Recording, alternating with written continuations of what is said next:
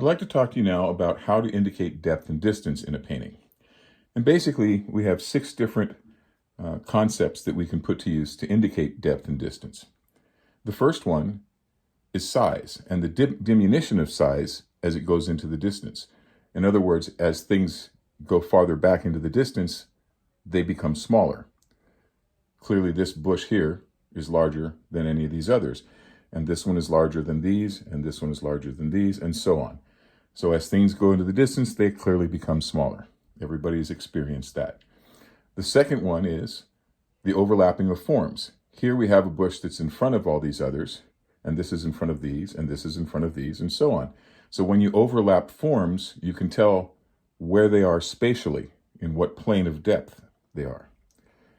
The third idea is the idea that warms advance and cools recede. Clearly the light on this bush is warmer than this one, and this one is a bit warmer than this, and so on and so on. The same is true of the shadow sides. This has got a lot of red in it. This is a dark green but warm green shadow. This is a cooler green shadow. This is cooler still, and so on. So as things go into the distance, they become cooler, both light and shadow. The fourth idea is the idea of value compression as objects move into the distance. And what I mean by that is the difference between the light side and the dark side becomes lessened as far as the level of contrast as you move into the distance. Here, this is very light, this is very dark. This is less light, but still light. And this dark is still dark, but it's not as dark as this dark. So as they get into the distance, you have less contrast between light and dark in each of these forms. Until you get back here, there's no contrast at all. It's almost just a little light blue blob. The next idea is the neutralization of chroma. So here we have very chromatic color. The same is true of the dark part of this bush.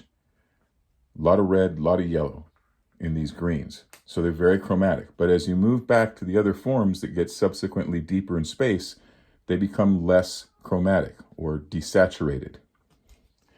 And of course, the last idea, the sixth of these ideas, is the idea of softened edges.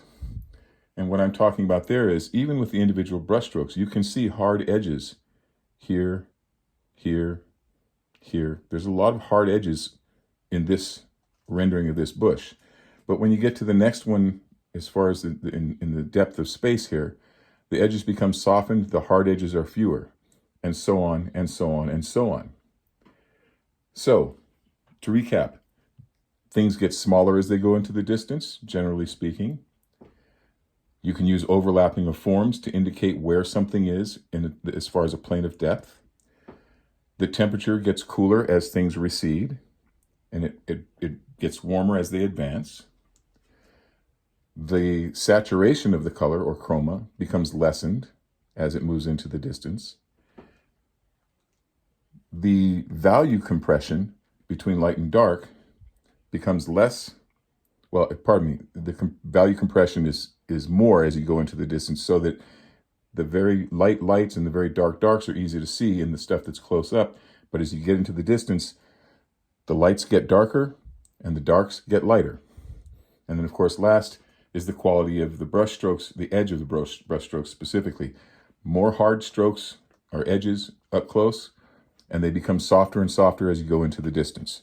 So there are just 6 ways that you can use to indicate that your painting's got objects in the foreground, the midground, the background, the deep background, indicating where in space these objects are, so that we can make something that's really 2-dimensional appear 3-dimensional.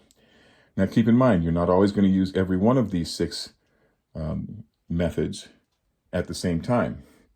You're not going to overlap forms if there's a space between these, and for example. But you'll still use the others, the desaturation of color, the warm, cool idea, all of the other things. So keep them in mind, put them to use to make your painting more believable, more organic.